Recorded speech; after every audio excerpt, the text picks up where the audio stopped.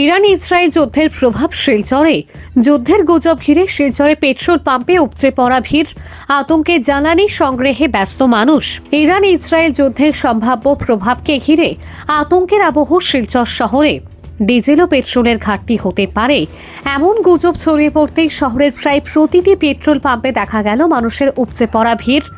ঘন্টার পর ঘন্টা লাইনে দাঁড়িয়ে জ্বালানি সংগ্রহ করতে ব্যস্ত হয়ে পড়েছেন সাধারণ মানুষ।